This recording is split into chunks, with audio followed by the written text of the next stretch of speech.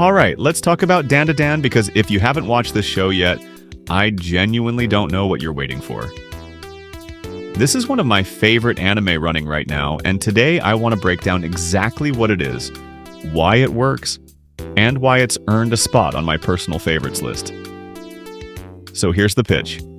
Dandadan follows two high schoolers who could not be more different in what they believe in. Momo Ayase is convinced ghosts are real, spirits are real, the whole occult world is real, but she thinks aliens are nonsense. On the other side, you've got Ken Takakura, who everyone calls Okarun, and he's the exact opposite. Aliens, UFOs, abductions, he's all in on that, but ghosts? Not a chance, according to him. The two of them end up in this ridiculous dare where they each go prove the other wrong.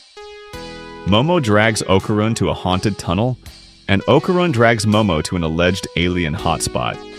And within the first episode, they both get proven catastrophically right. Okarun gets abducted by actual aliens. Momo gets attacked by an actual vengeful spirit. From that point on, their entire worldview gets turned inside out, and so does their power set because both of them walk away from those encounters fundamentally changed. What I love about this setup is how efficiently it establishes the show's whole identity. Dandadan isn't just a horror show, and it isn't just a sci-fi show, it's both, smashed together, and then it adds slapstick comedy and a genuinely sweet, awkward teenage romance on top of that. That tonal whiplash sounds like it shouldn't work, but the show pulls it off almost every single episode. Let's talk about the characters for a second, because that's really the engine of this whole thing. Momo is loud, she's blunt, she doesn't take anyone's nonsense, but she's also dealing with a lot of insecurity underneath that confidence, especially around her family and her own self-image. Okarun starts the show as this painfully awkward kid who gets bullied constantly, and honestly, watching his arc is one of the most satisfying parts of the series. He doesn't just get physically stronger, he actually grows a spine, and you see it happen gradually instead of all at once.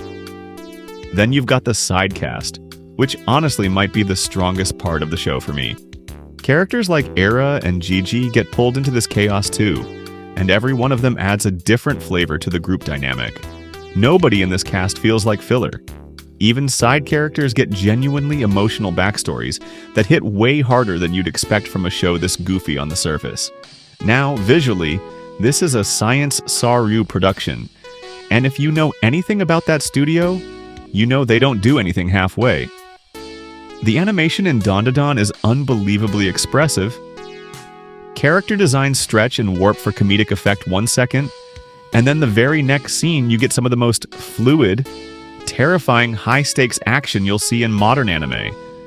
The yokai and alien designs especially are just incredible. Some of them are horrifying, some of them are hilarious, and a lot of them are somehow both at once. The soundtrack deserves a shout-out too. Kensuke Ushio composed the score, and it constantly shifts to match whatever tone the show is throwing at you in that moment, whether that's tension, comedy, or those bigger emotional gut-punch scenes.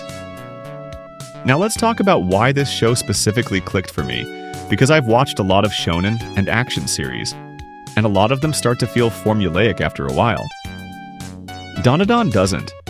Every arc introduces a new power system, a new threat, a new piece of lore, but it never feels like padding. Even the fights have actual creative stakes attached to them. It's not just two characters trading hits. There's always something clever baked into how the powers interact.